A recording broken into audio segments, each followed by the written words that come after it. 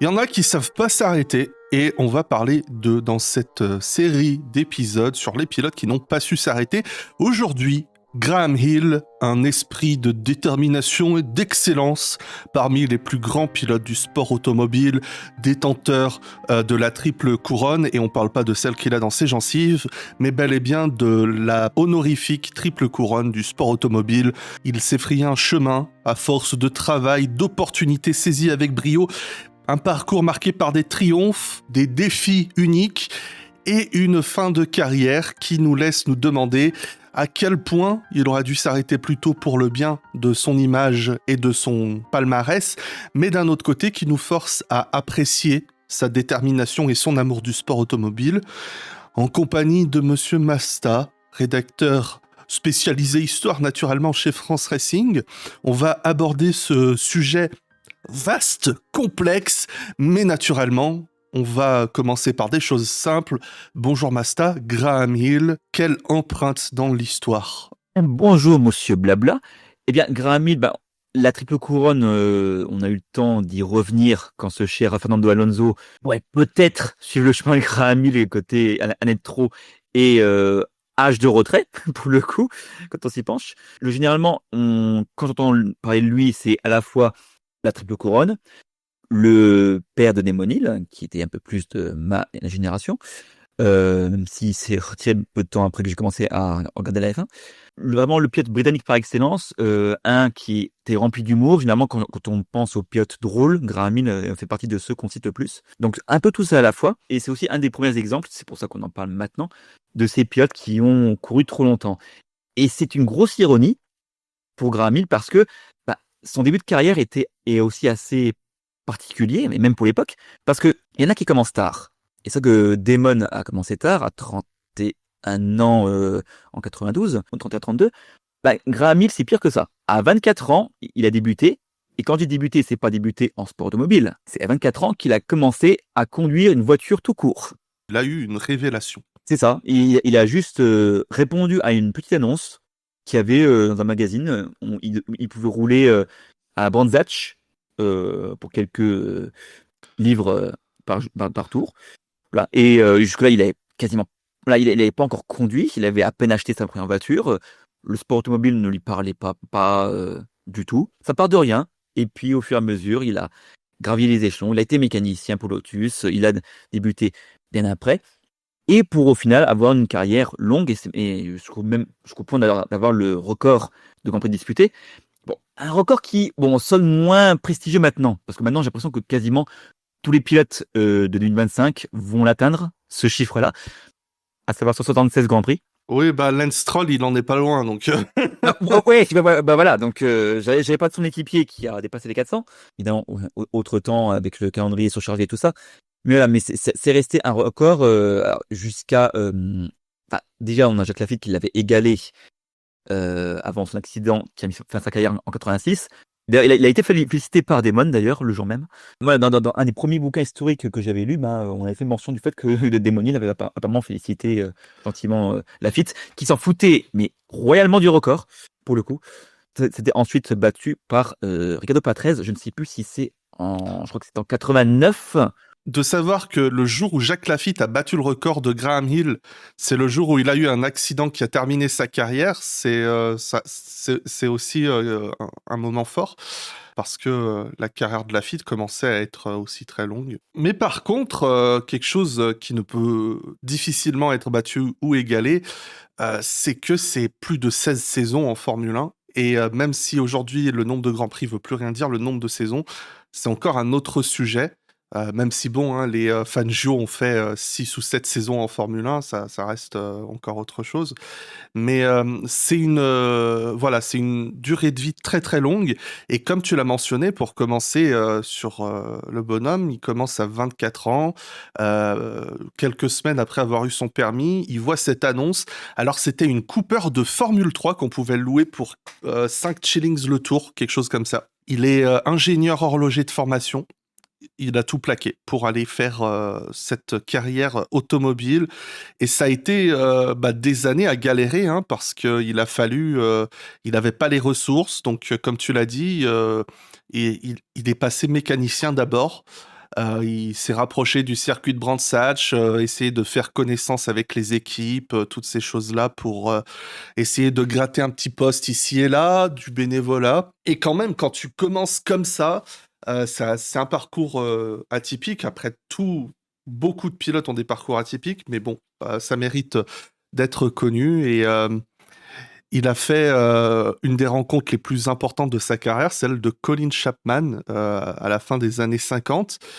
Et pourtant, je ne sais pas si tu connais un petit peu la relation qu'il y avait un peu au début entre les deux, mais Colin Chapman ne voyait pas Graham Hill comme un potentiel pilote, il le voyait comme un mécanicien.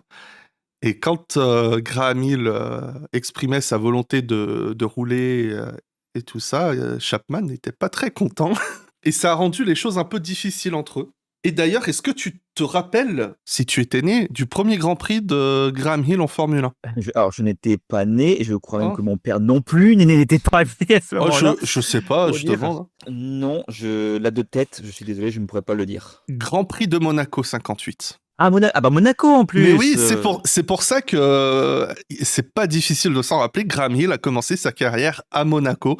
Donc, c'est un petit peu un signe. Hill, un petit peu lassé de cette relation avec Chapman et aussi d'un défaut assez rare chez les Lotus à l'époque, c'est qu'elles n'étaient pas très fiables, figure-toi. Et ça a fini un petit peu par l'agacer. Après ces quelques grands prix avec Lotus, il va se lancer dans la première grande aventure de sa carrière avec BRM. Alors si je peux te lancer là-dessus, parce que ça a été quand même une très belle histoire avec BRM qui commence en 60 du coup. Plutôt parce que si je vérifie, c'est une association assez longue pour le coup. Je vérifie de 60 à 66. BRM ne brillait pas tant que ça pour le coup. Ils étaient là depuis les années 50, mais pourtant ils n'ont jamais bien réussi. De mémoire, je savais que BRM avait encore autant, voire plus de casques que Lotus. Et là, en ayant les stats sous les yeux, un seul Grand Prix fini en 60 et 3 en 61. Donc, je sais que c'était compliqué. Donc, du coup, c'est vrai qu'en 62, c'était clairement pas un pilote qu'on pouvait prévoir comme un futur champion. Mais d'un autre côté, c'était logique parce que 62, c'était la première année sans Stirling Moss, Oui. Grayson blessé à Goodwood. Et du coup, la nouvelle génération allait débuter. Et donc, logique que Clark arrive à ce moment-là. Et il y en avait vraiment deux oppositions entre un Clark au talent plus naturel et un Hill qui est plus méthodique, plus construit, plus régulier.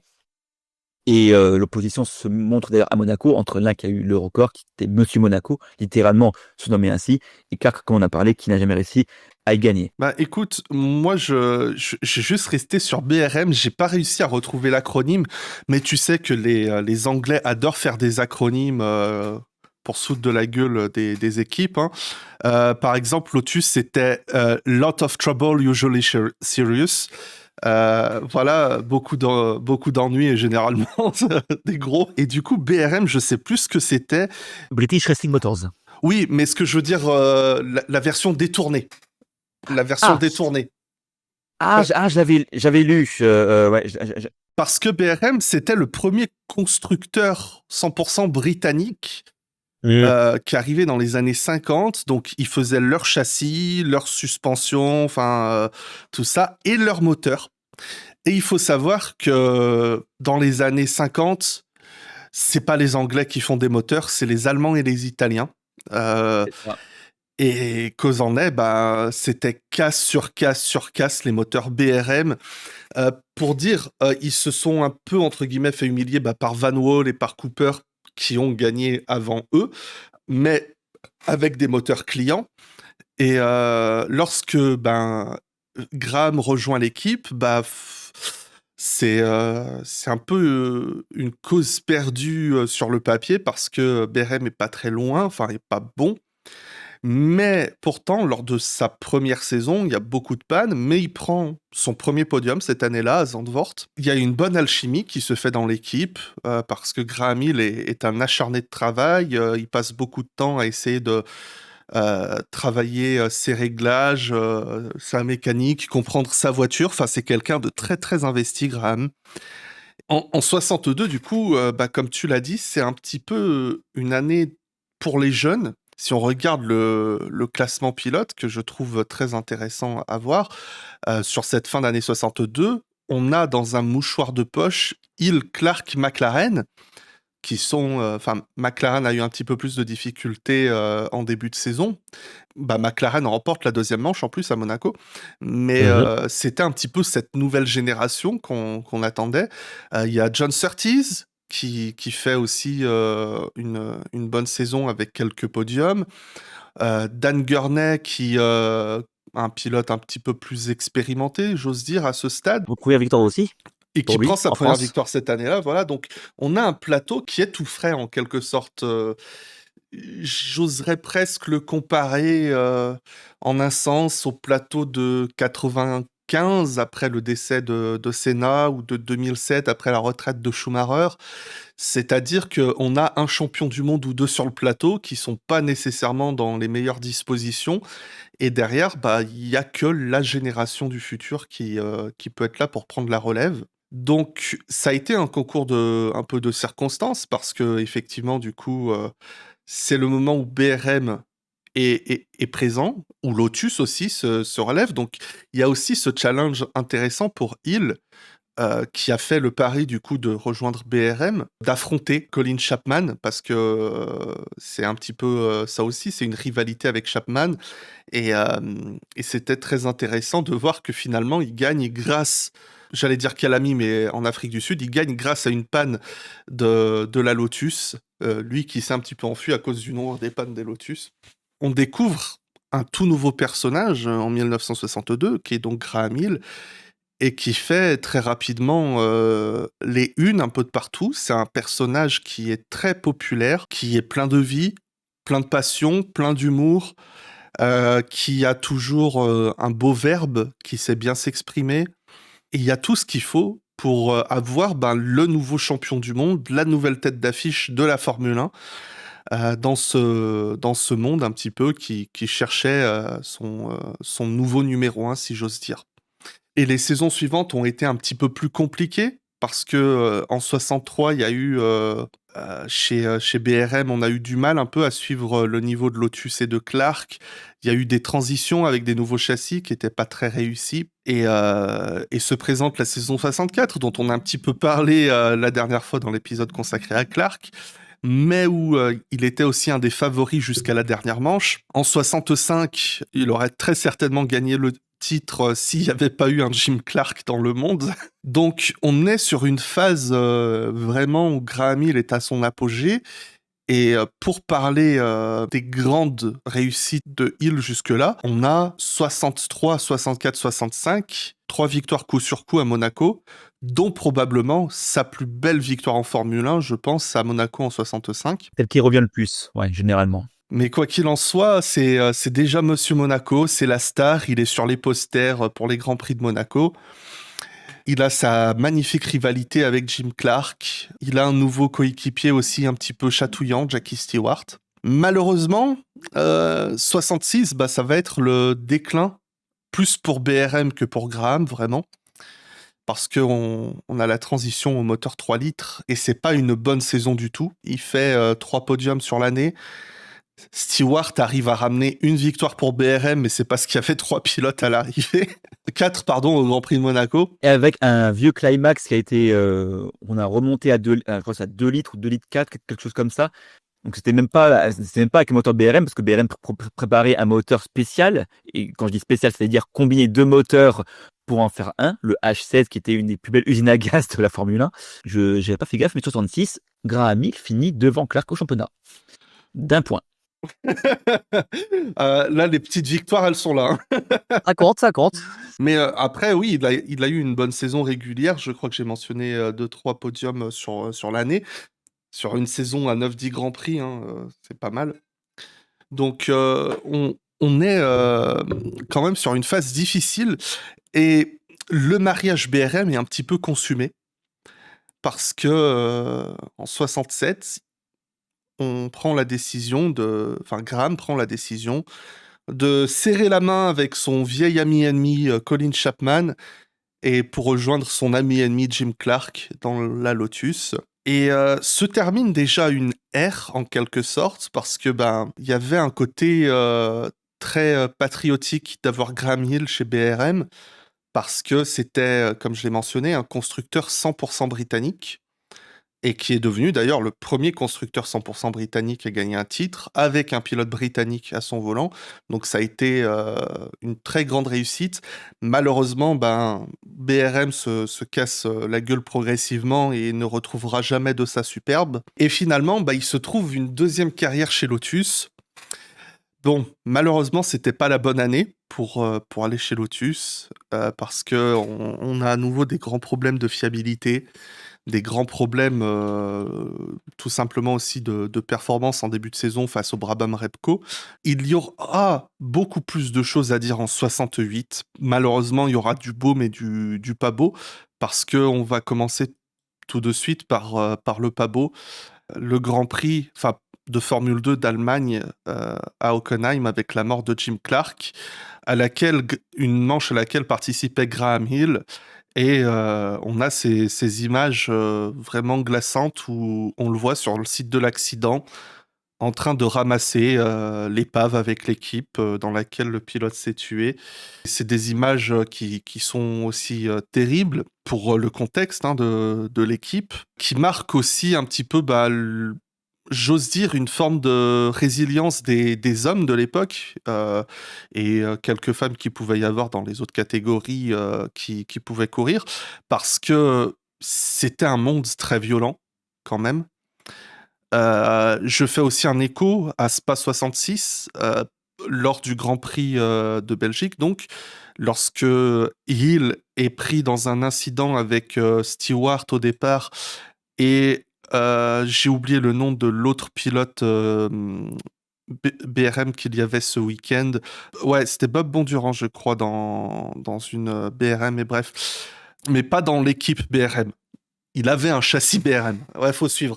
Mais voilà, où il y a eu cet épisode marquant de l'histoire aussi, où Jackie Stewart s'est retrouvé la tête à l'envers dans sa voiture, son réservoir d'essence qui se vide sur lui, Bondurant et Hill qui galèrent à le retrouver parce qu'ils savent qu'il a eu un accident. Et quand ils le retrouvent, ils se rendent compte que le pauvre jeune Écossais, il est bloqué dans la voiture. Ça vous place un peu le contexte. Spa-Francorchamps, on le rappelle, avant d'être le circuit automobile, c'était des routes de campagne. Et vraiment, ils ont terminé dans une ferme, dans le champ d'une ferme. Il y avait une ferme à quelques petits kilomètres ou quelques mètres, je sais pas vraiment. C'est un peu ce qui a sauvé Stewart. Graham Hill a foncé dans la ferme, demandé des outils, emprunté des outils qui ont permis de casser la colonne de direction, je crois, qui bloquait Stewart. Et ça a permis à Stewart de sortir de la voiture. Enfin, imaginez, c'est inenvisageable ce genre de scénario aujourd'hui, mais ça place vraiment un peu l'horreur et de l'époque, et ça montre à quel point les pilotes, le monde de la Formule 1 était vraiment livré à lui-même. Et Graham Hill, il en a vécu des tragédies dans sa longue carrière. Que je ne dise pas de bêtises aussi, on a eu, lors de l'Indy 500 de la même année, un autre pilote Lotus qui a perdu la vie. Mike Spence. Mike Spence, merci, qui perd la vie lors de cette année. Donc ça a été un contexte très difficile. Et pourtant, qu'on peut quand même voir comme un humble, et on va dire plus que humble, un solide numéro 2 face à un Jim Clark. Lorsque Jim Clark n'est plus là, Graham Hill, il prend les commandes de l'équipe Lotus. Il est là un peu pour épauler Chapman. Et dès la manche suivante de Formule 1, à Jarama, si je dis pas de bêtises, en Espagne, il remporte la victoire. On a Monaco quelques semaines plus tard, il remporte l'épreuve. Et je ne sais pas si Hill l'a dit, mais en tout cas, ça a été rapporté. Il y avait 2 victoires. Il y en avait une pour Clark, une pour Spence. Et ça a remis l'équipe Lotus un peu sur des bons rails. Parce que même si Lotus a commencé du coup avec 3 victoires, puisque Clark avait gagné la manche d'ouverture en Afrique du Sud, la suite de la saison a été plus difficile parce qu'on avait les rivaux, McLaren notamment, Matra, Ferrari, qui se rapprochaient. Il y a aussi eu des histoires en fin de saison de voitures à 4 roues motrices. Là, j'admets que c'est pas un sujet que je maîtrise particulièrement, mais ça a été un grand sujet de discussion sur l'année, sur les questions de développement, est-ce qu'il en fallait, est-ce qu'il en fallait pas. Bah parce que c'est en 69 que Chapman voulait imposer une voiture à 4 roues motrices, la Lotus 63 si je ne me trompe pas. Et d'ailleurs, n'hésitez pas à les seuls parce que McLaren et Matra ont aussi expérimenté. Mais je vais y revenir un peu plus tard parce qu'il y a une histoire qui est assez amusante par rapport à ça. Mais il y a un clin d'œil du destin que la F1, dont la F1 est coutumière, qu'on a Graham Hill qui est numéro 2 et qui devient numéro 1 suite au décès de la référence du moment et qui gagne le Grand Prix d'Espagne qui suit. 2 à 3 décennies plus tard, son fils, Damon Hill, équipier numéro 2 de la référence du moment qui se tue et il gagne le Grand Prix d'Espagne qui suit peu après. Et aussi, il y a eu 4 abandons de suite parce qu'il y avait des soucis de cardan, si je ne me trompe pas. Il y a une pièce défectueuse qu'ils ont mis un peu de temps avant de pouvoir renouveler et donc c'est ce qui a permis à Stewart notamment de combler son retard. Stewart qui avait perdu 2 Grands Prix à cause d'une blessure au poignet. Donc c'est cette année-là qu'il y a eu la fameuse victoire du Nürburgring sous une pluie du fin du monde. Il y a Jackie Hicks qui a gagné sa première victoire, les McLaren qui se révélaient enfin avec McLaren, avec Bruce McLaren qui a gagné la première victoire de l'équipe à Spa. Donc c'était un championnat vraiment très serré, mais il s'est en effet révélé. Et en plus, selon sa femme, peu après l'accident mortel de Clark et de Spence, Chapman était introuvable pendant plusieurs semaines. Il n'a plus de signes de vie ni de nouvelles. Il s'était isolé tellement il avait été marqué par l'incident. Et du coup, Graham Hill était un peu de facto presque le leader de l'équipe à ce moment-là. Et donc, il a vraiment ce qui aboutit pour moi à un titre plus beau encore qu'en 62 parce qu'il l'a acquis dans des circonstances très dures. Et il a montré sa force de caractère et le fait qu'on pouvait vraiment compter sur lui là où d'autres auraient pu céder. Et d'ailleurs, c'est tout aussi vrai d'ailleurs pour Damon qui, face à un Schumacher qui allait donner à la référence, a duré jusqu'au bout, notamment durant ce Grand Prix du Japon, mémorable. Vraiment, pour moi, c'était l'apogée de ce que Graham Hill pouvait offrir à la Formule 1 en cette année-là. Oui, non, mais c'est pour ça, effectivement, que je voulais vraiment mettre l'accent sur son importance, à quel point il a épaulé Chapman, parce qu'effectivement, Colin Chapman avait Jim Clark pour meilleur ami. Ça a toujours, il l'a toujours vu ainsi. Et en tant qu'homme, il y a eu un avant et un après Clark. On comprend que ça a été difficile pour l'équipe de Lotus de continuer après. Et j'oserais dire, faire un peu un parallèle plus tard avec Denny Hulme et Teddy Mayer chez McLaren, après la mort de McLaren, justement. J'y ai pensé, ouais. Parce J'y ai pensé aussi. que, voilà, c'est... et on l'évoquera plus tard avec la mort de Hill et de Hill en 75, on en parlera, mais c'est pas toujours facile pour une équipe de survivre quand il y a des tragédies. Donc, surtout à cette époque, hein, où les équipes c'est une poignée de personnes. C'est pas des centaines et des centaines d'hommes et de femmes comme aujourd'hui. Donc, cette saison 68, c'est pratiquement un retour de Graham Hill à son apogée. Il remporte son 2e titre de champion du monde avec une sublime victoire au Mexique. On rappelle que pour la dernière manche, il était face à Jackie Stewart dans la Matra. Finalement, la course s'est très bien passée pour Hill, donc le championnat a joué en sa faveur. Mais voilà, il a été là toute l'année pour affronter tout le monde. Et comme je le disais, il y a McLaren qui revenait aussi avec Denny Hulme. Donc cette saison 68 a été très importante. Maintenant, avant d'évoquer ce qui suit une apogée, j'ai envie de faire un petit retour en 1966 parce que nous n'avons pas mentionné un événement très important, mais qu'est-ce que ça peut bien être? Indianapolis, après Clark, le temps de Hill d'inscrire la 2e couronne. C'est un petit peu amusant, les États-Unis. On sait que Graham Hill, c'était the old man, le vieux. Parce qu'il a commencé, il n'était pas tout jeune, il se battait face au jeune prodige Jim Clark. Ensuite, il a eu Jackie Stewart, qui était aussi jeune. Il avait 25 ans quand il commençait, mais bon, c'était une époque différente. Aujourd'hui, à 25 ans, t'es bon pour la retraite. Donc, c'était... N'est-ce pas, Alonso? Voilà. J'étais en train de me demander, mais quel âge a Lance Stroll ou Lando Norris? Je crois qu'ils ont à peu près le même âge. Oh bordel, Lance Stroll va avoir 27 ans cette année. Voilà, je suis en train de me dire ça, mais passons. Et en 66, le champion du monde de Formule 1 arrive avec un petit R à côté de son nom qui veut dire rookie. Il a dû passer les rookie tests comme Jim Clark l'année d'avant. Il y a, je vais pas revenir en intégralité sur l'épreuve en elle-même, mais ça a été un challenge. Ça commence, j'en viens à me dire qu'il faudrait que je ramène du Forest juste pour évoquer ça. Ça commence par un carnage. Alors, aucune victime à déplorer. Graham Hill était qualifié pas aux avant-postes, mais il était sur la mauvaise partie de l'ovale. Mais tout ça pour dire que ça lui permet d'éviter un massacre au départ. Il y a un très très gros accident qui implique une dizaine de participants, il me semble. Enfin, et finalement, ça lui a permis de se replacer devant et de profiter un petit peu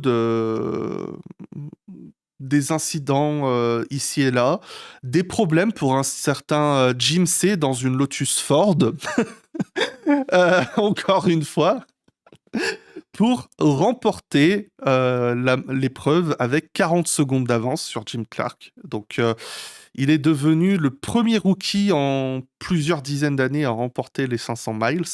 Autre chose à noter aussi, c'est que il a participé avec Lola, avec un moteur Ford. Lola qui sera un partenaire important qu'on mentionnera plus tard. Ceci étant dit, on a donc un double champion du monde, désormais vainqueur des 500 miles d'Indianapolis, qui se lance dans une année 1969 avec un nouveau coéquipier, un certain Jochen Rindt. Est-ce qu'on peut dire que ça a été une épreuve pour Chapman et pour Hill d'avoir Rindt dans l'équipe en 69? Plutôt parce que ce n'est pas le genre à mâcher ses mots, surtout quand une Lotus perd son aileron et finit par dans le rail, notamment lors du Grand Prix d'Espagne, où c'est arrivé aux deux pilotes, d'abord à Hill, et le temps qu'ils partent prévenir Colin Chapman, et Jochen Rindt perd son aileron aussi, et Rindt non seulement s'est accidenté, mais en plus percuté la monoplace laissée sur le côté de Hill, qui lui a valu une fracture du nez et une absence à Monaco. Et Rindt n'a pas caché le fait qu'il ne se sentait pas en sécurité dans les Lotus, ce qui a valu une absence de discussion entre les deux pendant plusieurs semaines. Et du coup, Chapman devait communiquer avec le manager de Jochen Rindt, un certain Bernie E. Je crois que vous le connaissez. C'est là, autant dire, quand tu réunis les trois, il y a du caractère. Et en plus, Bernie E et l'autre pilote Lotus se retrouveront peu de temps après. Ça a été une très belle recrue, Jochen Rindt, pour Lotus, parce que Rindt avait fait de très belles choses par le passé, notamment avec des Cooper, mais c'est pas le même caractère que Jim Clark, un petit peu plus renfermé, timide. Je crois même que quand il était à l'hôpital, Rindt a écrit une lettre cinglante à Chapman.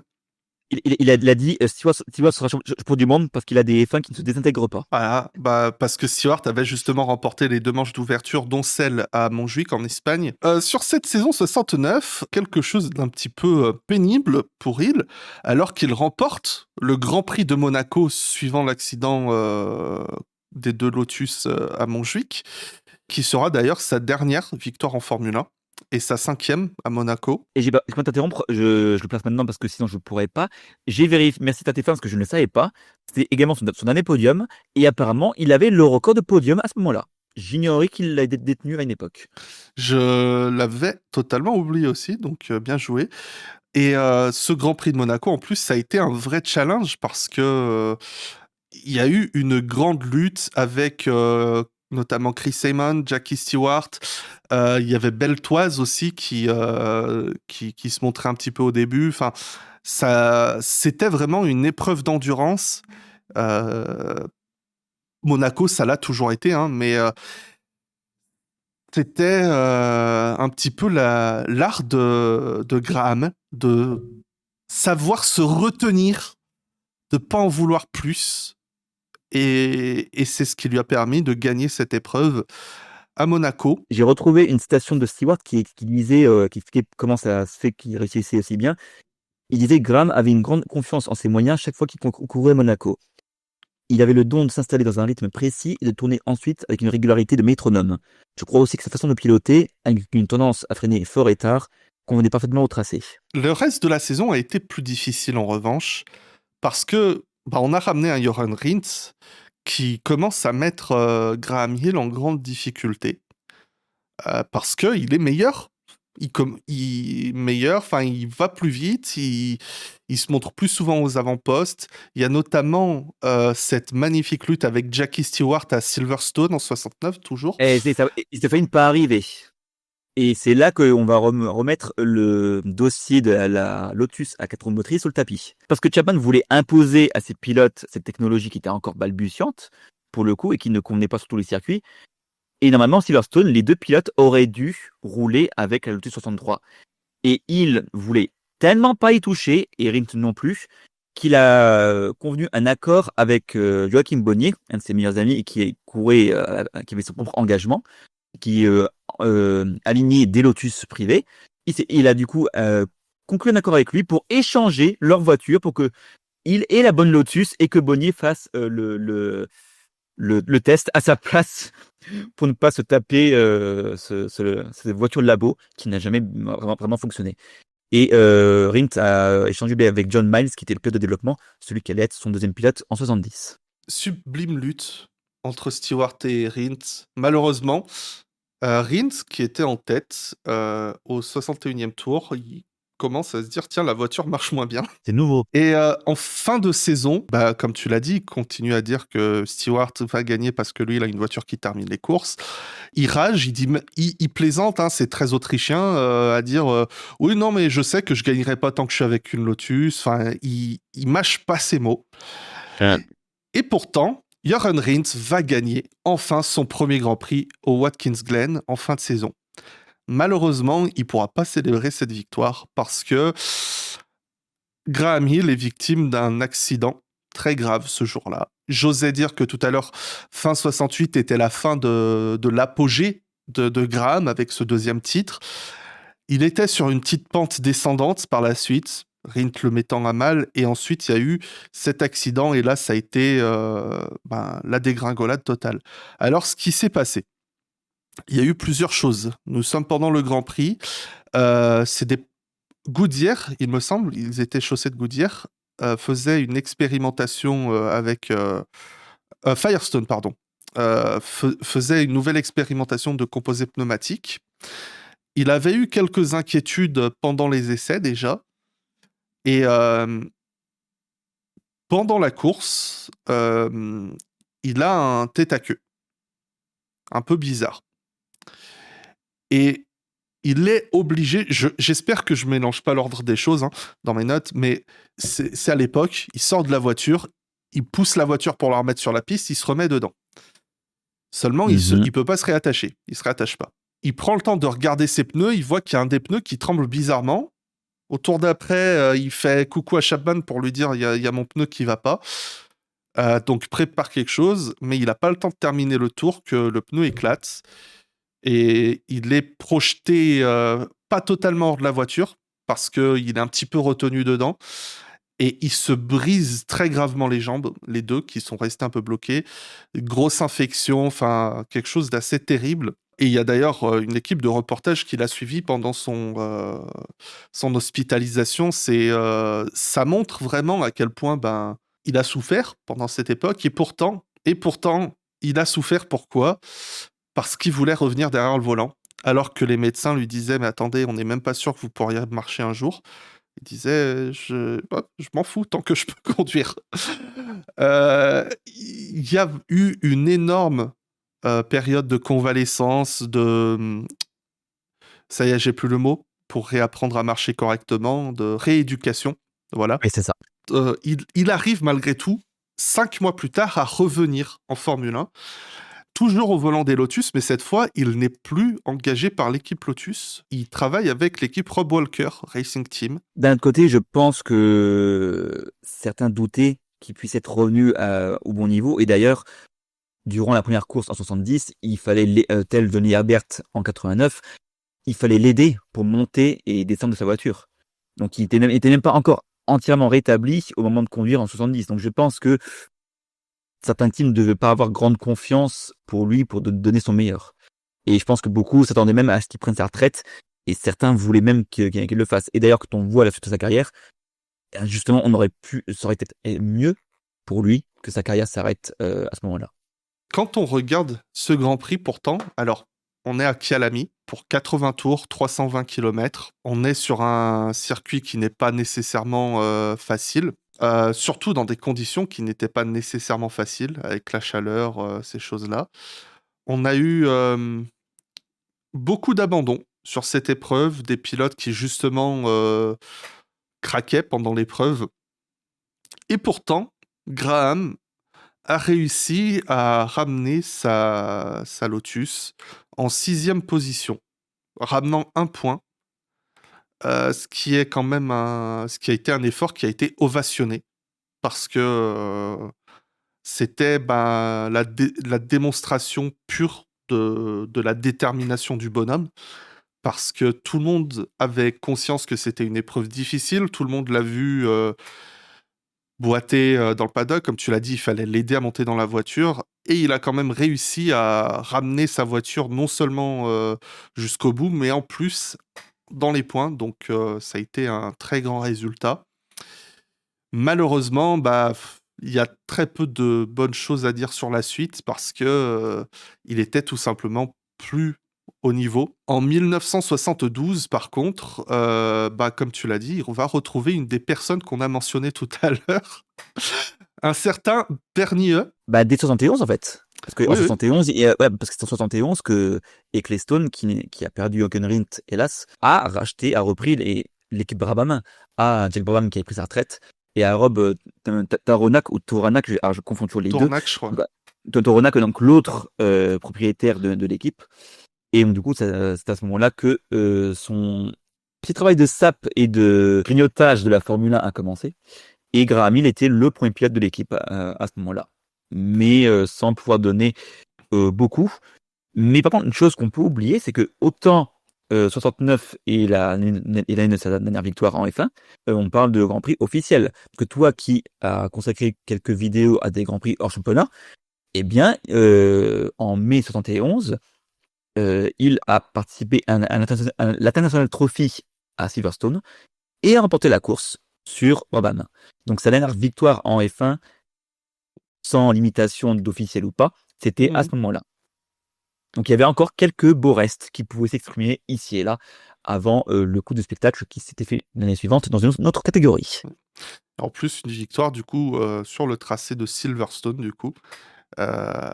Donc c'est pas rien, et un Grand Prix, l'International Trophy, qui est donc organisé par le BRDC, British Racing Driver, je sais pas quoi.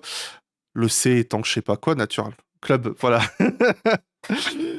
Qui sont les propriétaires du circuit de Silverstone, voilà, il y avait toujours de très beaux noms, et ce week-end-là, on dénote notamment du Peter Gettin, Emerson Fittipaldi, Jackie Stewart, John Surtees, et je lance un nom comme ça, peut-être qu'on en reparlera plus tard, Henri Pescarolo dans une Williams, engageant une March 771. Je sais pas pourquoi je mentionne ce nom. Mais ce n'est pas sa seule victoire de l'année, parce que 71, il a couru, tenez-vous bien, en Formule 2. Parce que oui, ça se faisait à l'époque de rouler en F2, de se faire quelques petites récréations ici et là. On pensait que la F2, qui est censée être la formule de promotion avant la F1, voit débarquer un pilote qui a plus de 40 ans et qui remporte une victoire. Et d'ailleurs, c'est même le Hockenrindt Memorial Trophy qu'il a remporté au volant d'une Brabham de F2. Et donc là, c'est sa dernière victoire en monoplace, Sophie, à ce moment-là.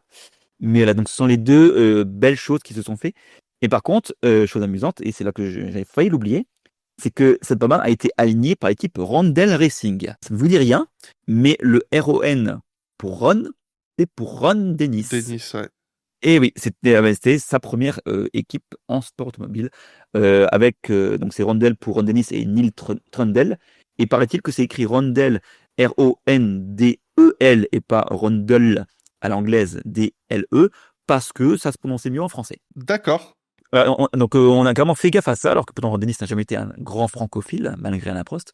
Et ce qui est marrant, c'est que Burman avait eu le même soin de faire gaffe à la francophonie, vu que Burman devait être MRD pour Motor Racing Development, avant que le grand journaliste Gérard Crombach a dit que MRD en français, c'est pas terrible. Ouais, je vois bien la réaction de Brabham blasé en entendant ça. Ouais. Blackjack, c'était pas que pour la couleur de cheveux, confondons Ouais. bien ainsi.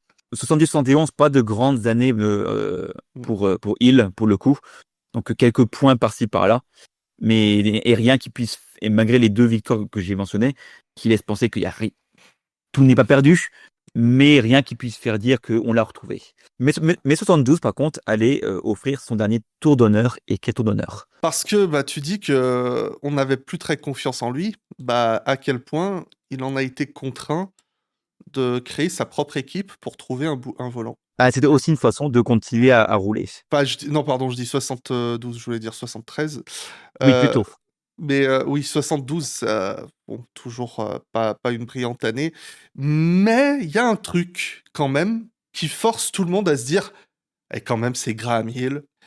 Et ça vient sous la forme d'un week-end du 10 et 11 juin, en France, dans la Sarthe, au volant d'une Matra Ford. Ouais, je sais pas pourquoi je dis Ford. Matra Simca, voilà. Lors de ce week-end, Matra visait très clairement la victoire ce week-end-là. Ils avaient leur voiture numéro 1, composée d'un François Sévère, qui était là pour gagner. On lui avait donné un certain Howden Ganley, un bon pilote néo-zélandais, pour l'accompagner. Et pour assurer un duo 100% français, on a pris un Henri Pescarolo pour assurer les choses. Et à ses côtés, on lui a mis Graham Hill. Et Henri Pescarolo a tiré la gueule. J'étais pas jouasse, ouais. J'avais lu ça aussi. Il s'est dit, je ne vais jamais gagner avec Graham Hill, vous faites n'importe quoi. Bon, long story short, ils ont gagné. Et Pescarolo, il a fait son mea culpa, et il lui a attribué en partie le mérite de la victoire. Parce que apparemment, normalement, les 2 équipages n'étaient pas censés s'attaquer. Sauf que il y a eu la pluie durant la nuit. Et à ce moment-là, c'est plus difficile de les tenir, les pilotes. Et c'est à ce moment-là que Hill a refait son retard.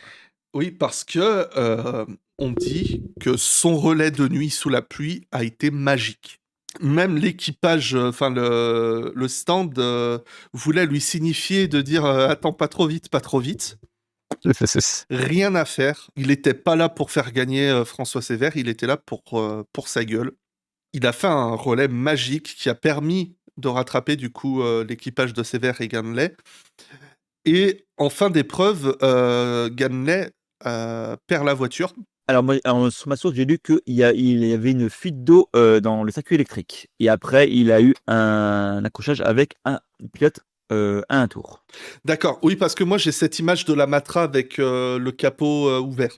Mais du coup, ça permet à Pescarolo de ramener donc leur Matra numéro 15 en première position avec 11 petits tours d'avance sur la seconde Matra. Grand jour pour la France, avec du coup ce doublé.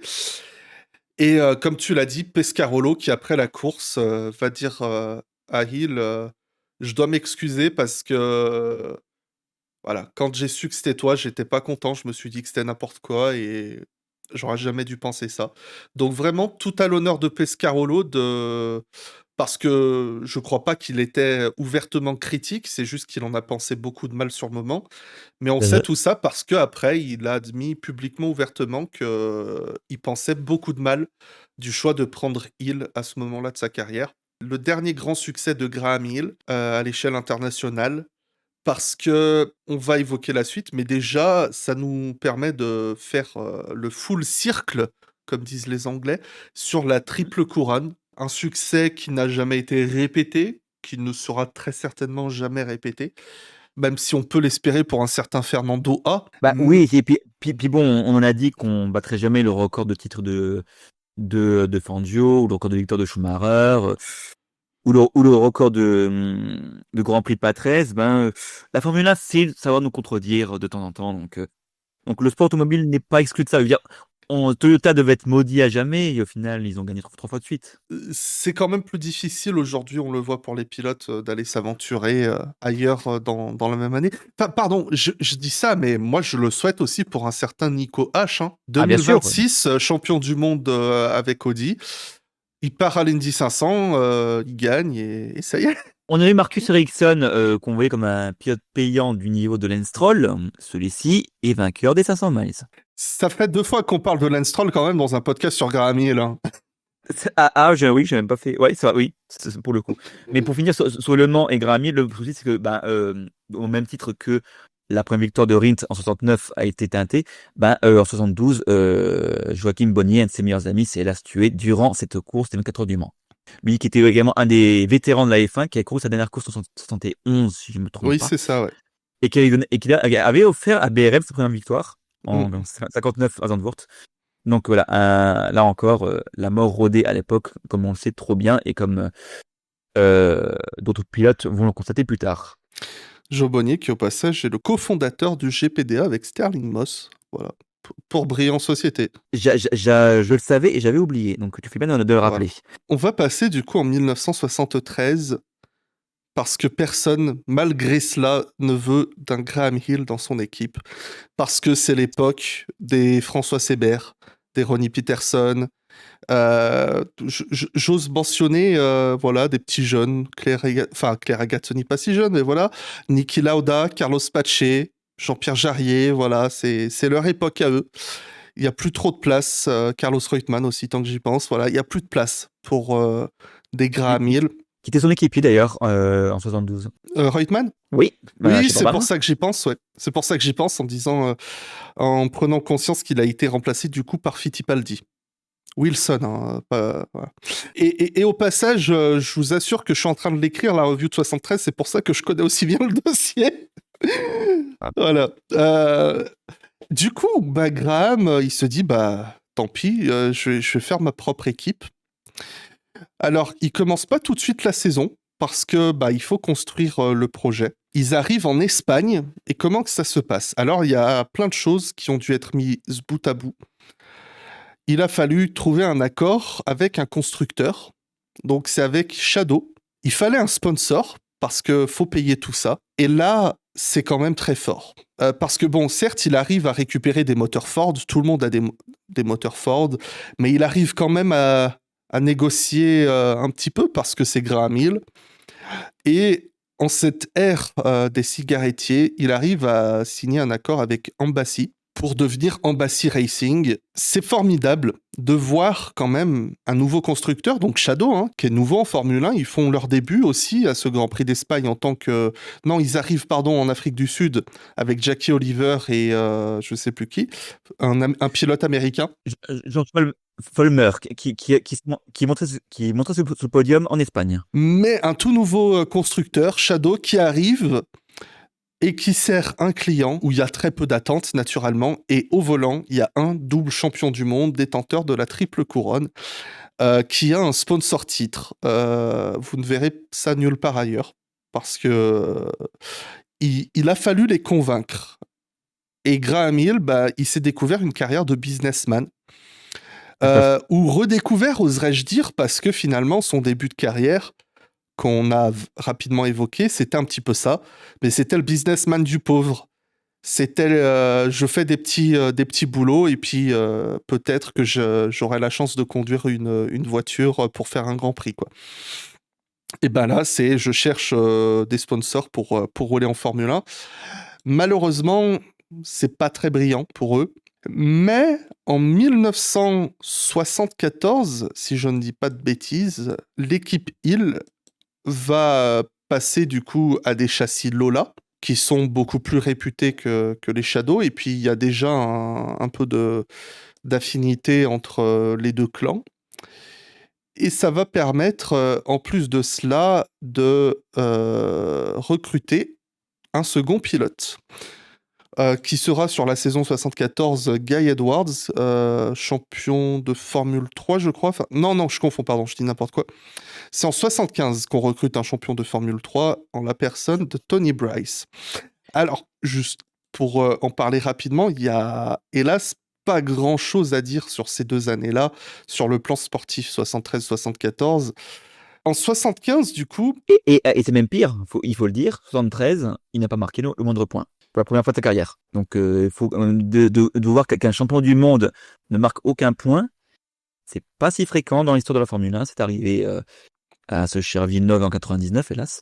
Ouais, donc c'est pour vous dire à quel point la descente aux enfers de Graham est marquée.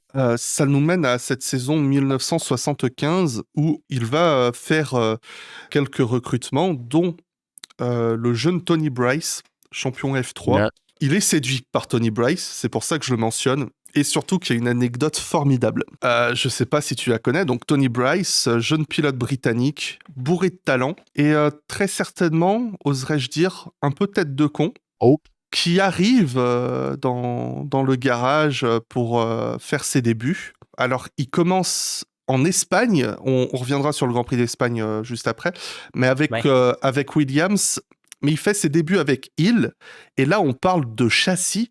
Hill, c'est très important parce qu'ils commencent à engager leur propre châssis au Grand Prix de Belgique. Le jeune Tony Bryce, donc qui devait avoir 23 ans, il arrive en retard. Toute l'équipe l'a attendu toute la matinée pour les tests. Il arrive en retard et ses premiers mots, il se frotte les mains et il dit « Where's my bloody car ?» Elle est où ma putain de bagnole? la politesse anglaise. Et l'équipe l'a regardé, lui a dit bah elle est là, mais nous c'est la pause déjeuner, donc démerde-toi. Et l'équipe a pris bien son temps pour la pause déjeuner, et c'était la seule leçon dont il avait besoin pour arriver à l'heure. Et pourtant, il prend les seuls points de l'équipe, je crois, les premiers points de l'équipe, enfin du constructeur. Faire la différence entre équipe et constructeur à l'équipe, c'est à l'époque, bon sang, je vais y arriver. Mais alors, j'avoue que je ne connaissais pas cette histoire, mais par contre, j'ai ce que j'ai regardé dans tous les bouquins qui pouvaient éventuellement parler de Bryce, c'est qu'il a débuté en Espagne. On voyait en parler rapidement d'Espagne avec Williams quand ils étaient encore pas la vraie équipe qu'on connaît, mais d'abord ça avant de débuter pour Hill en Belgique. Mais apparemment, c'est en Belgique que Hill aurait décidé de prendre sa retraite. Parce que entre Espagne et la Belgique, on a Monaco, ce fameux Monaco, où Graham Hill ne parvient pas à se qualifier. L'humiliation suprême pour ceux qui étaient Monsieur Monaco. Et le plus paradoxal, c'est que Graham Hill n'a jamais roulé pour son propre constructeur, du coup. Il a roulé pour son équipe, mais en ne se qualifiant pas, il n'a jamais pris part au moins de Grand Prix dans une île. Ouais, c'est ce que j'ai vérifié avant l'émission, donc et c'était assez bizarre en effet, mais c'est le cas. Et j'ai retrouvé une interview qu'il avait fait pour Sport Auto à l'époque. Il a dit que c'est durant le Grand Prix suivant à Zolder, du coup le premier Grand Prix où Bryce a pu piloter.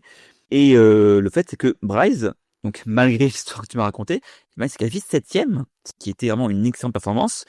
Et du coup, il a compris qu'il avait une pépite et qu'il fallait bien s'en occuper. Et que du coup, il pouvait être rassuré. L'équipe était entre de bonnes mains au volant, que du coup, il valait mieux qu'il se retire pour s'occuper de lui et vraiment de la direction de l'équipe. Pour le mieux. Et il a annoncé sa retraite officiellement au Grand Prix de Grande-Bretagne, devant les siens, où il a fait un dernier tour d'honneur avec sa voiture, avant le départ. Pour une première saison, dans une équipe qui n'avait pas un gros budget, ils font des performances qui ne sont pas mauvaises. Il y a 2 entrées dans les points, donc celle de Tony Bryce en Suède, et je suis obligé de mentionner l'autre, c'est un certain Alan Jones au Grand Prix d'Allemagne qui termine 5e.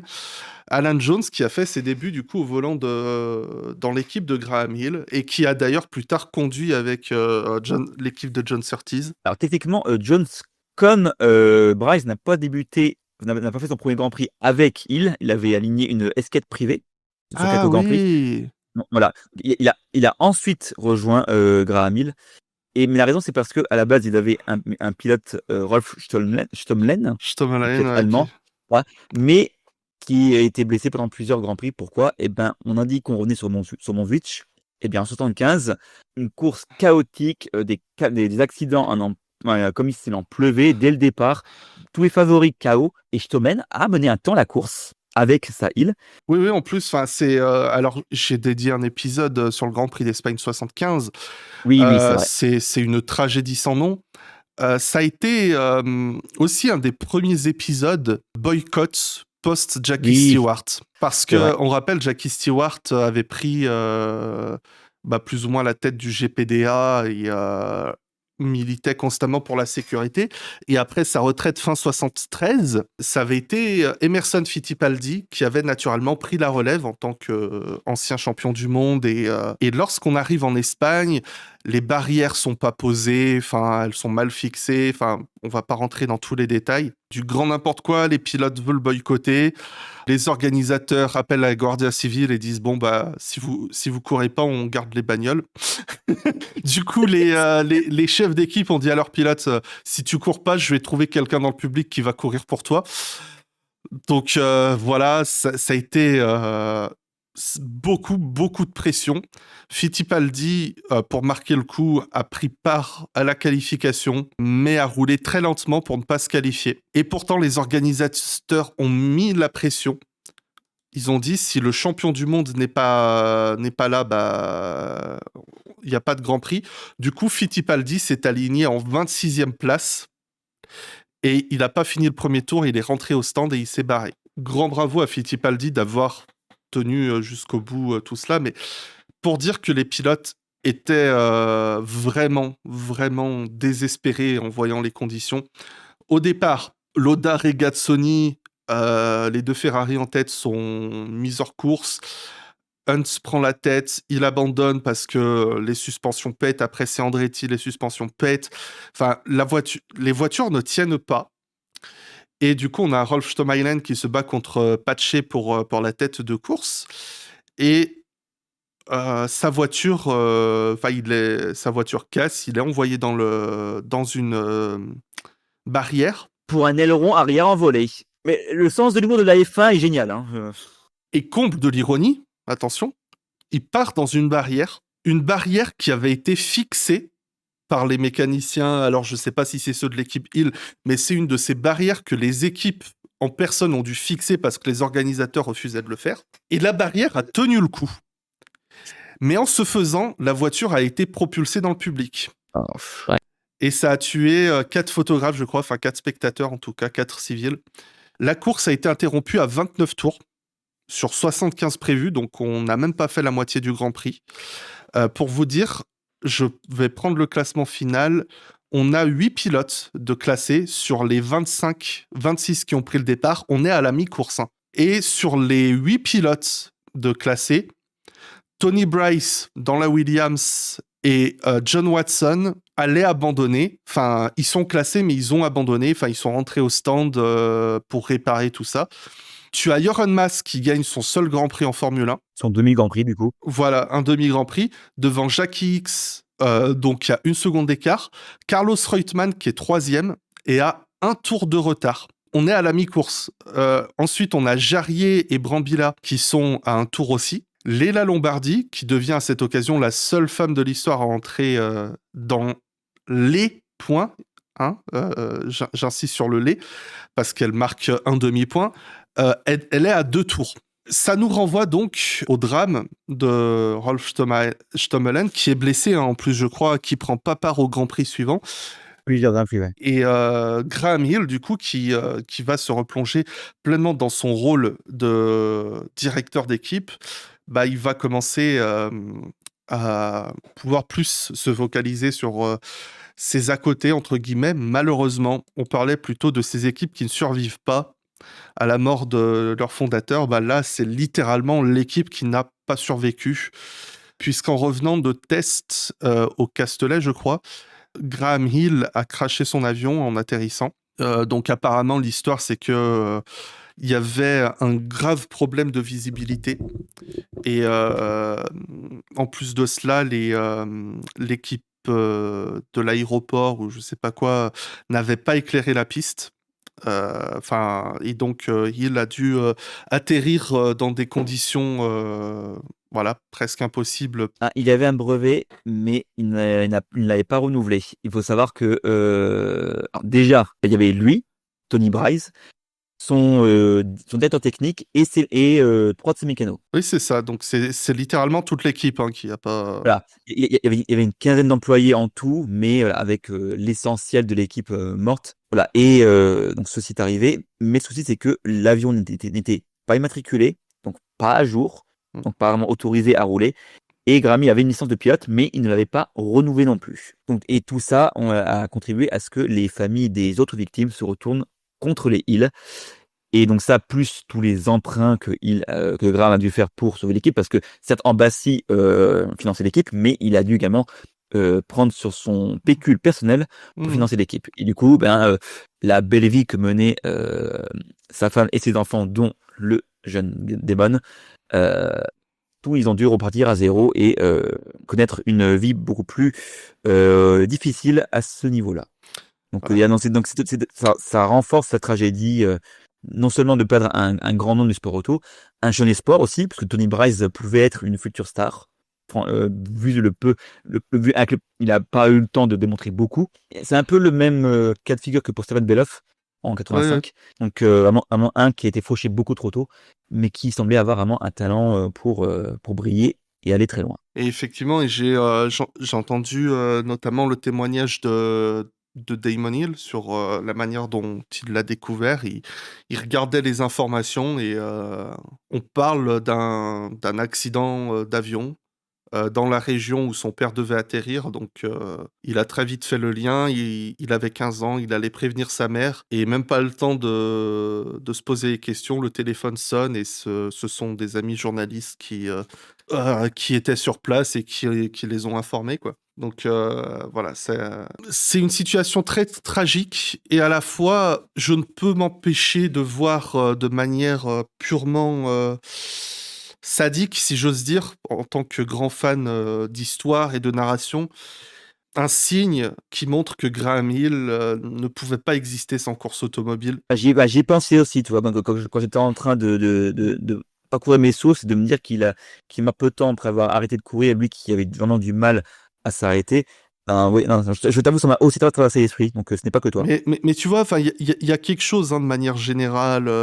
Tu penses à Lotus, il n'a pas fallu longtemps pour que l'équipe se casse la gueule après la mort de Colin Chapman, même si j'ai oublié le nom de la personne qui l'a repris, l'a fait tenir quelques années. Peter Ward. Peter Ward, merci.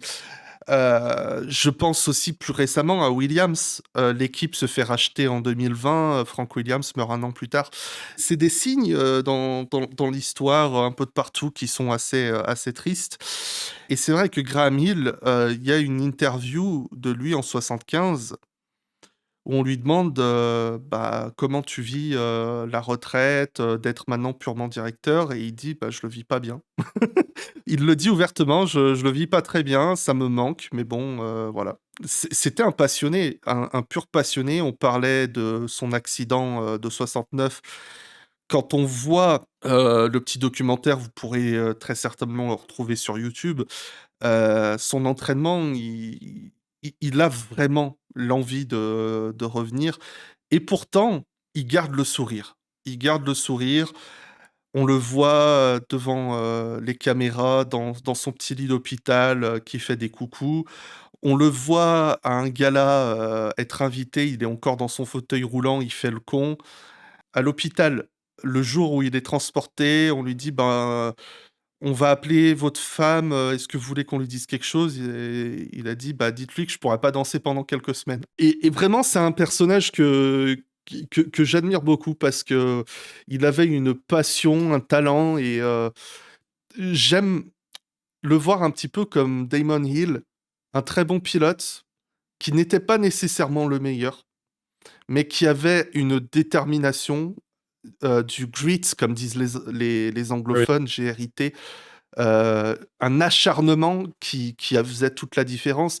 Quand Jackie Stewart parle de Graham Hill, il dit: «Vous pourrez voir un plaisantin, un homme charmant, Graham Hill, mais dès l'instant qu'il était derrière son volant dans sa voiture, il avait un autre regard. C'était pas le même homme, c'était un assassin. Il était là pour gagner.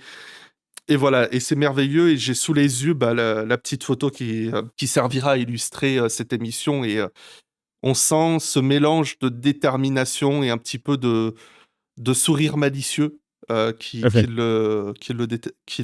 représentait, pardon. Et apparemment, il était aussi connu par rapport à son humour. Il offrait des cartes de Noël personnalisées avec des petits dessins assez amusants. Et je regarde le bouquin de Jean-Louis Moncey qui cite qu'il y avait une carte qu'il a envoyée à Jackie Stewart où il y avait Graham qui était déguisé en Père Noël et qui déposait une bombe à retardement chez Stewart. Et apparemment, le magazine Sport Auto publiait la carte de Graham chaque année. Donc, Ah, faudrait que je la trouve, celle-là. Ça pourrait être amusant. comme tu dis, c'était pas le meilleur, certes, on le savait. C'était d'abord Clark et puis Stewart ensuite, et uniquement deux de ses équipiers. Mais c'est un qui participait à enrichir la palette du plateau de F1. Et c'était même presque un ambassadeur du sport automobile. C'est même ironique que du coup son sponsor soit ambassadeur, c'était presque ça. Mais je trouvais que ça lui allait parfaitement, hein. Ouais. En plus, Ouais. la livrée était très belle, mais belle dans le sens noble. Il y a quelque chose de... Voilà, c'est... Je saurais pas dire. Comme tu dis, ambassadeur, ça collait très bien au personnage. Et son casque aussi, dessin que Damon a récupéré d'ailleurs. Un de mes casques préférés encore aujourd'hui. C'est simple, mais c'est tellement efficace. C'était repris sur le club d'aviron de Londres, il me semble, si je me trompe pas. Ouais, il était de Londres, donc... C'est un qui faisait honneur à la Formule 1. Comme d'autres qui ont duré trop longtemps, il y avait un côté un peu triste du fait qu'il n'arrive plus à briller, qu'il n'était plus le même pilote. Mais d'un autre côté, c'est le revers de la médaille, c'est qu'on s'est témoigné d'une vraie passion, d'un vrai acharnement qui force le respect quand même pour le coup. Et ça vaut aussi bien pour Graham que pour d'autres pilotes qu'on pourra citer dans cette catégorie-là. Eh ben, on va garder le suspense du coup pour les prochaines émissions. On reviendra sur ce sujet. J'espère que ça vous aura plu. On va essayer d'espacer un petit peu ces épisodes en tout cas pour garder le plaisir et que vous nous filiez des idées en scred, mais non, pas du tout. Pas du tout. Tout est préparé ici. Tu vois, pour dire à quel point c'est préparé avant l'enregistrement, Masta, tu m'as dit, ça marque les 50 ans du décès de Graham. Oui, donc c'est vrai. j'ai oublié de le noter dans les notes, j'ai juste d'y repenser. Donc voilà, on s'en arrête là. On te retrouve sur... j'ai toujours ta petite page de lecture dans la description et tu n'hésiteras pas si tu souhaites à l'occasion faire de la promotion. C'est gratuit, c'est la maison qui paye. J'y manquerai pas et j'attends encore le chèque. Au revoir.